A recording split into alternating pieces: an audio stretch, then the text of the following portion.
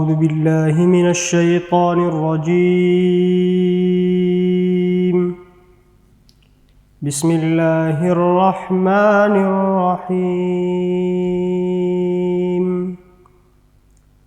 الله نور السماوات والأرض مثل نوره كمشكاة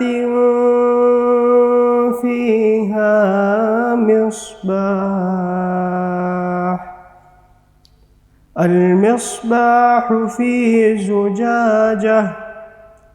الزجاجة كأنها كوكب دري يوقد من شجرة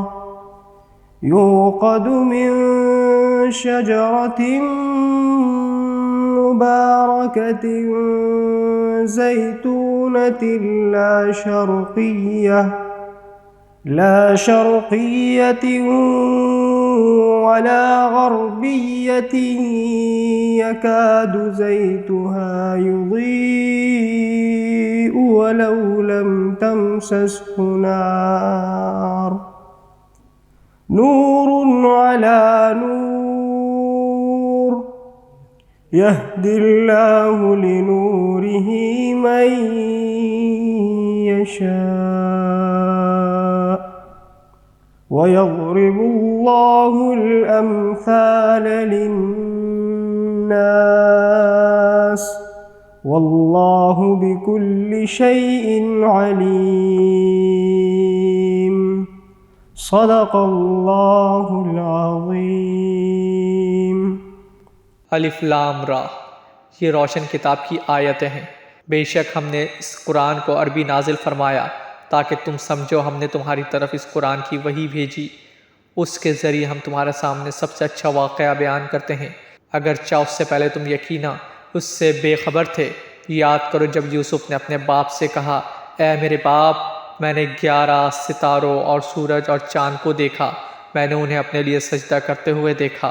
فرمایا، اے میرے بچے، اپنا خواب اپنے بھائیوں کے سامنے بیان نہ کرو ورنہ تمہارے خلاف کوئی سازش کریں گے، بے شک شیطان آدمی کا کھلا دشمن ہے۔ شروع اللہ کے نام سے جو بڑا مہربان نہایت رحم والا ہے۔ بسم اللہ الرحمن الرحیم۔ السلام علیکم، میں ہوں آپ کی میزبان عروج بی بی اور میں ہوں حسن احمد۔ انعام رمضان کی ٹرانسمیشن میں ایک بار پھر آپ کو خوش آمدید۔ ناظرین، مبارک مہینہ، مبارک راتیں، مبارک دن، اور یہ دن اور یہ راتیں ہم سے بچھڑ رہی ہیں اور یہ مہینہ تیزی کے ساتھ جا رہا ہے۔ آج ہم اپنا 19واں روزہ افطار کریں گے اور یہ مبارک لمحات چل رہے ہیں۔ اب سے کچھ دیر بعد ہم 19ویں روزے کی طرف جائیں گے اور ایک دن رہ جائے گا اس مغفرت کے عشرے کو ختم ہونے میں، اور پھر جہنم سے نجات کا عشرہ شروع ہو جائے گا جس میں اعتکاف کا سلسلہ بھی شروع ہو جائے گا۔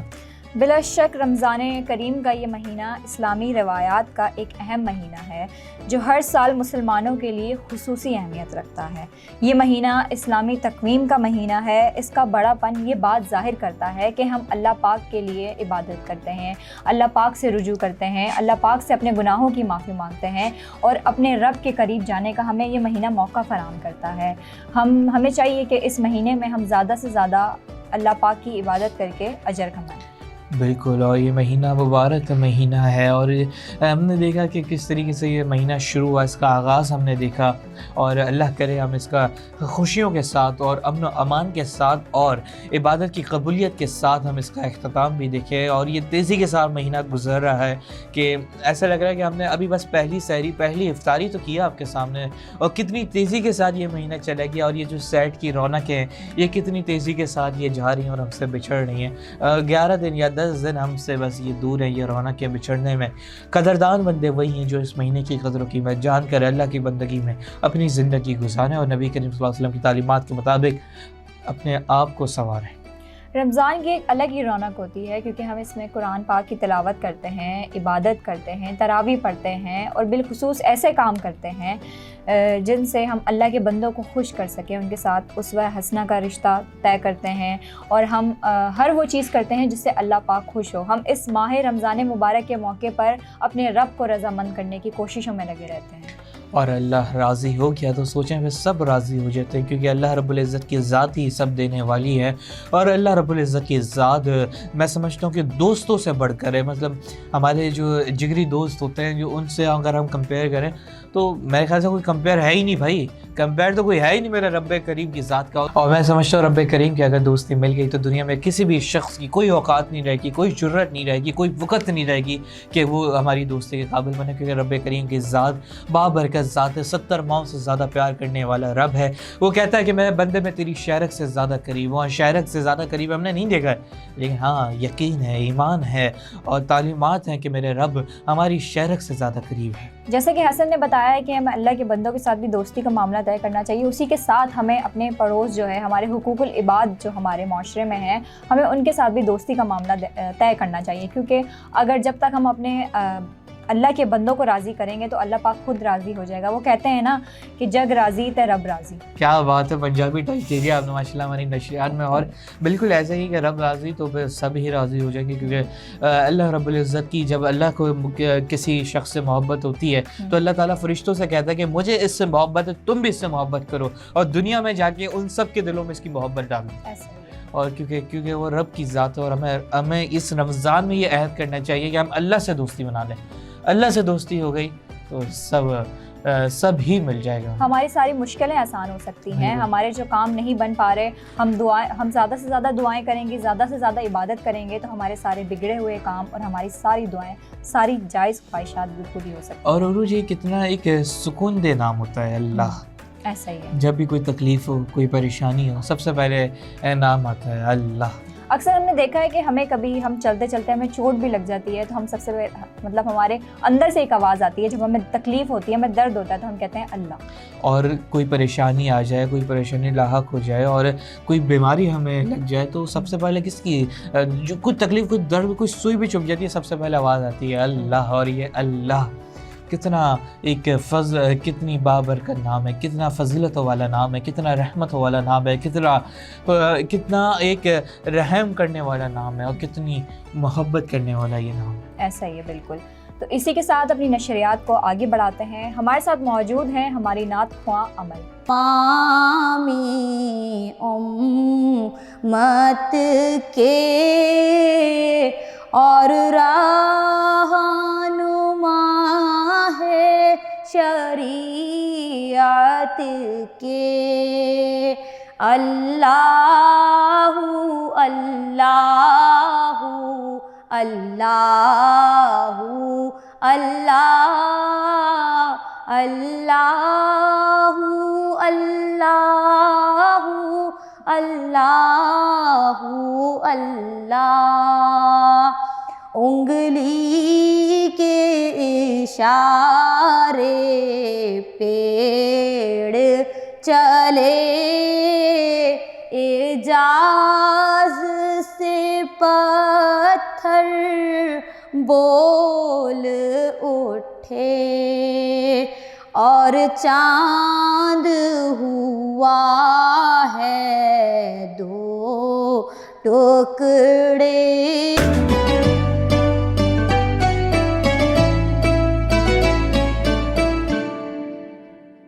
انعام رمضان کی ٹرانسمیشن میں ایک بار پھر آپ کو خوش آمدید. تو ناظرین، آج جس عنوان پہ ہم بات کریں گے اس کا نام ہے آخرت.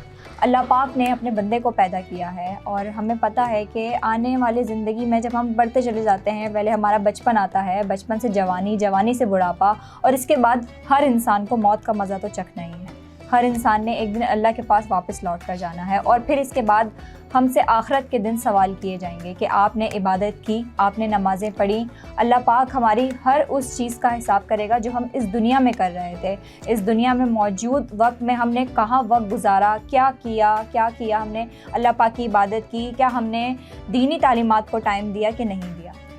قرآن مجید میں اللہ تعالیٰ فرماتا ہے کلُّ نفس ذائقۃ الموت، ہر نفس کو موت کا ذائقہ چکھنا ہے۔ بے شک زندہ رہنے والی ذات میرے رب کریم کی ہے۔ دنیا میں جتنے بھی انسانات یا پھر جو جاندار لوگ ہیں، ان جاندار چیزیں ہیں، ان سب کو ایک دن مرنا ہے اور آخرت میں پھر اس کا سوال بھی ہونا ہے۔ اور جو باقی رہنے والی ذات ہے وہ میرے رب کریم کی ہے۔ جب قیامت کا دن ہوگا، سور پھونکا جائے گا تو سب جب شارٹلی آگے بڑھتا ہے کہ سب ختم ہو جائے گا، صرف باقی حضرت اسرائیل علیہ السلام اور آپ اللہ تعالیٰ رہیں گے، تو اللہ تعالیٰ بھی حضرت اسرائیل کو فرمائیں گے کہ اے اسرائیل تجھے بھی موت آ جائے، اور جو دنیا میں سب روح جس کی قبض کیا کرتا تھا اس کو بھی آخرکار موت آ جائے گی، اور باقی رہنے والی ذات میرے رب کریم کی ہوگی، رب ذوالجلال کی وہ ذات ہوگی، اور وہی رہنے والی ذات ہے، اس کے سوا اور کوئی نہیں ہے۔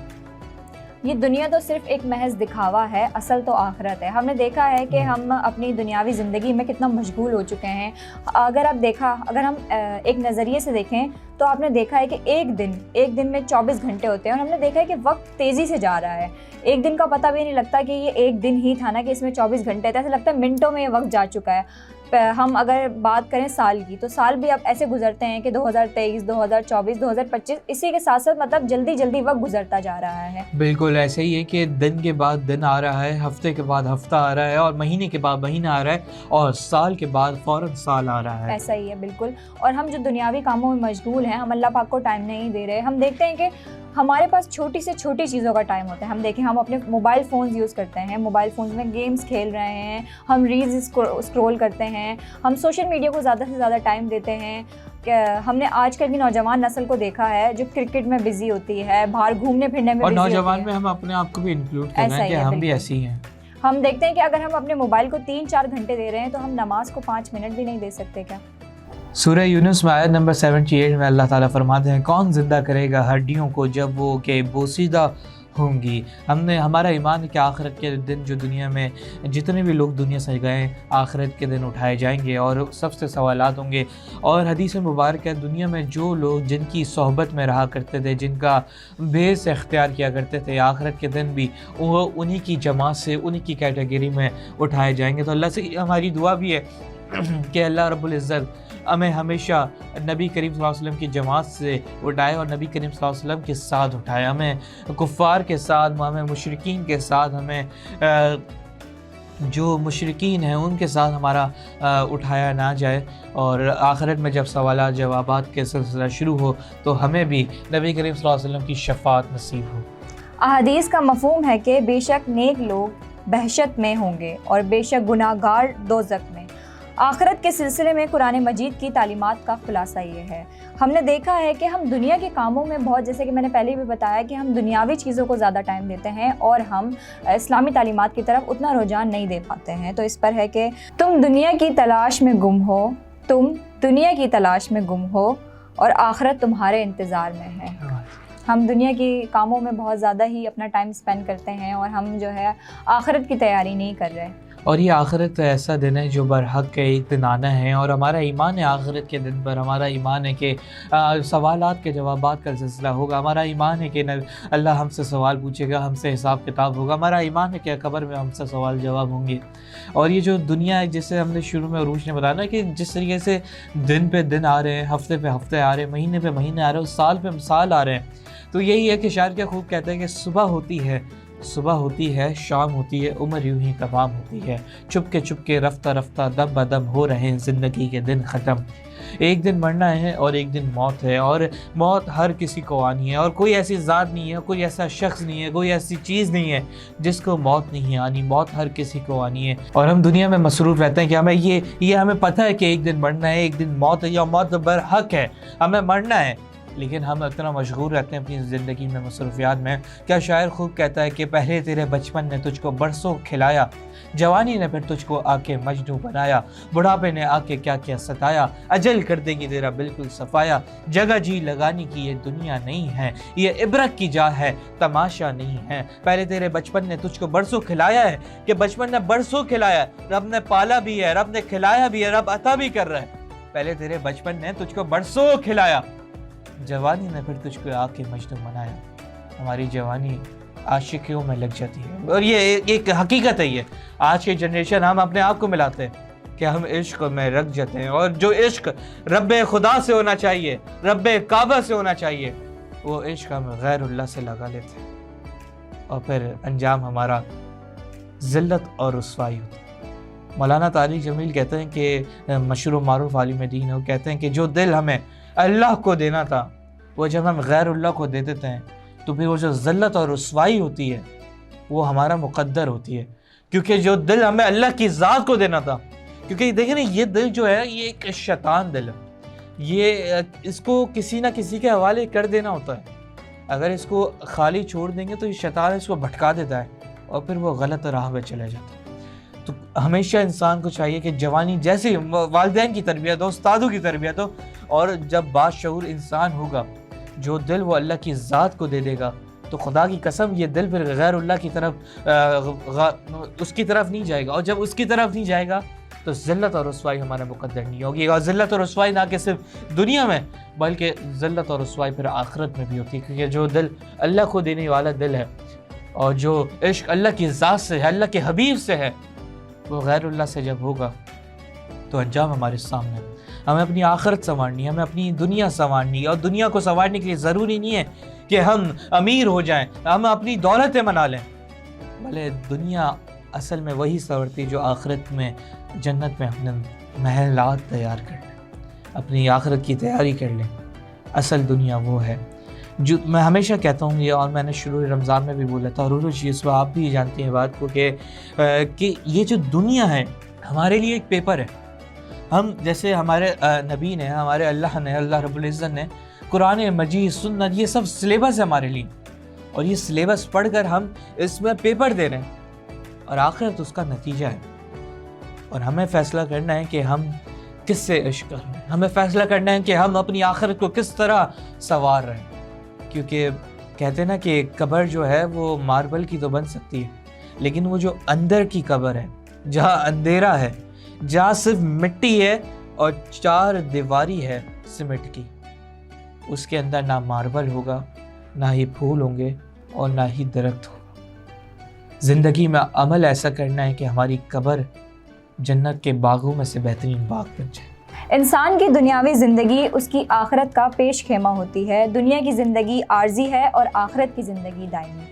انسان کے تمام اعمال، پورے کے پورے نتائج اس کے عارضی زندگی میں مرتب نہیں ہوتے، بلکہ عارضی زندگی میں جن اعمال کا بیج بویا جاتا ہے ان کے حقیقی نتائج آخرت کی زندگی میں بھی ظاہر ہوتے ہیں۔ اور اسی کے ساتھ ہم اپنی نشریات کو آگے بڑھاتے ہیں تو یہاں وقت ہوا ہے ہمارے سیگمنٹ کا، عام آدمی کا رمضان۔ ہمارے ساتھ موجود ہیں فضا۔ تو فضا، ہمیں بتائیے گا آپ کہاں ہیں اور کدھر موجود ہیں، اپڈیٹس دیجیے ہمیں۔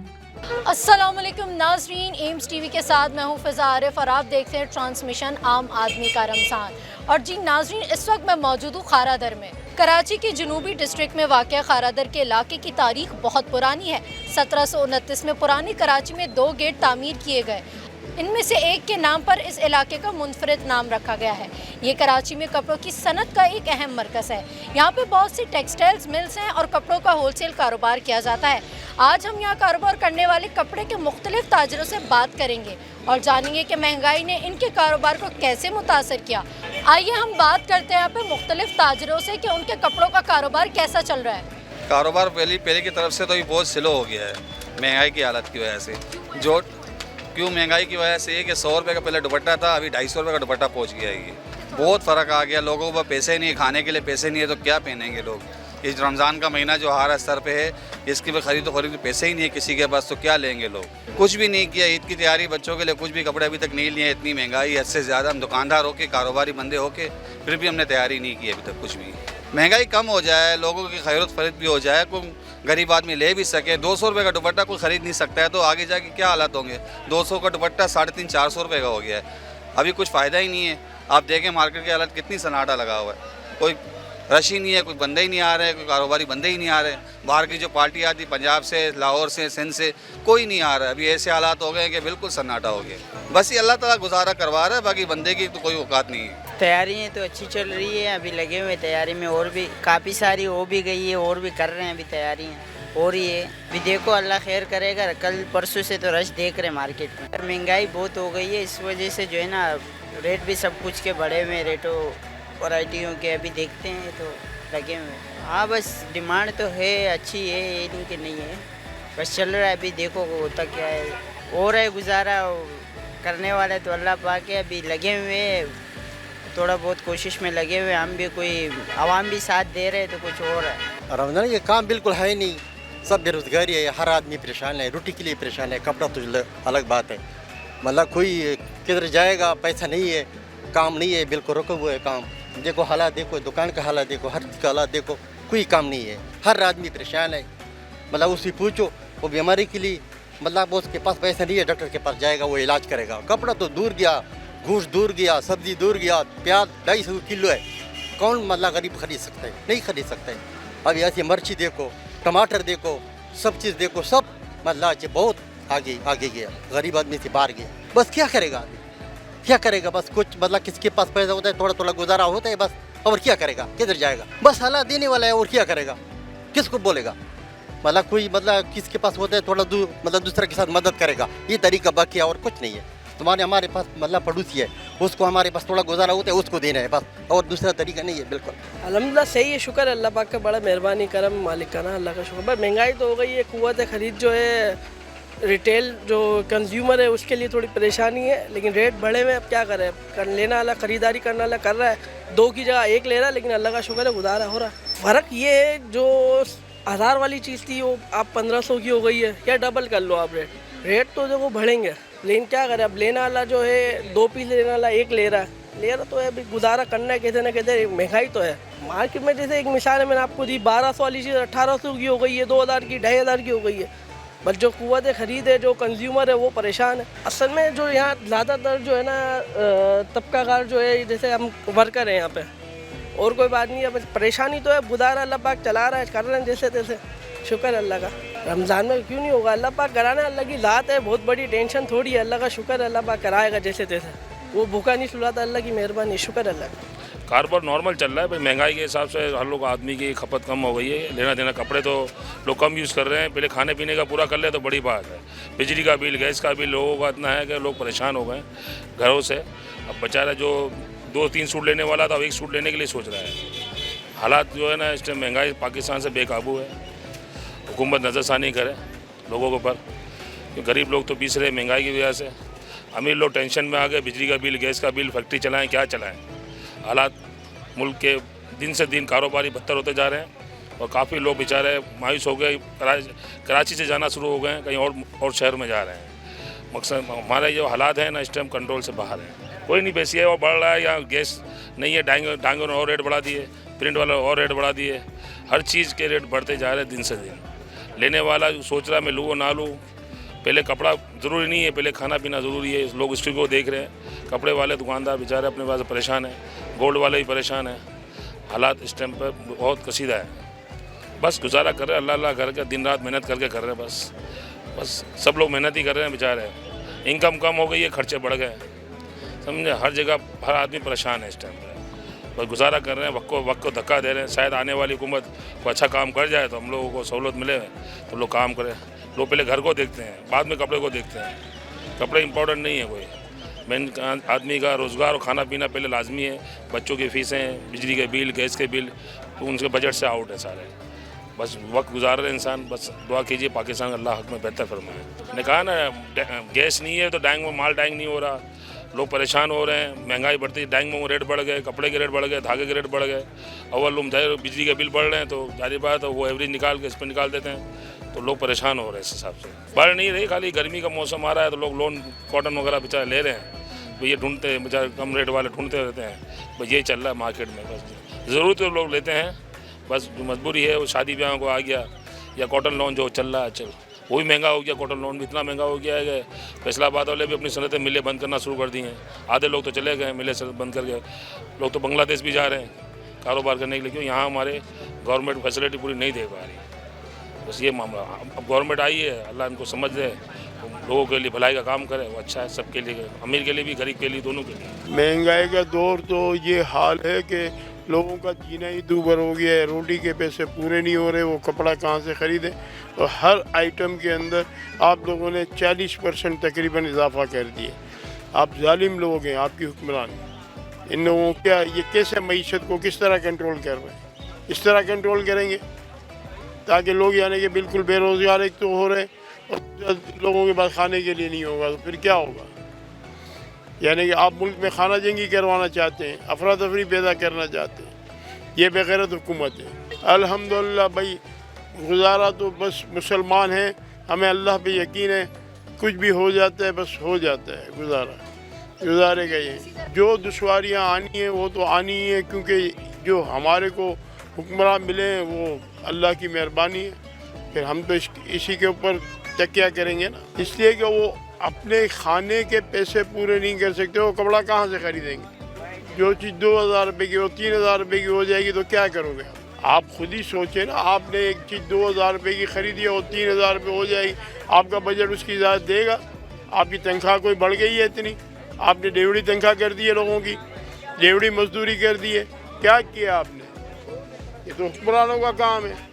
तो जैसा कि आपने देखा यहाँ पे ताजरों से हमने बात की है, वो महंगाई की वजह से काफ़ी परेशान है। तो सूरत हाल ये सामने आती है कि ये रमज़ान भी ताजरों के लिए बहुत मुश्किल है। जी हसन। फ़िज़ा इस वक्त हमें अपडेट कर रही थी खारत पर से। फ़िज़ा आपका बहुत शुक्रिया।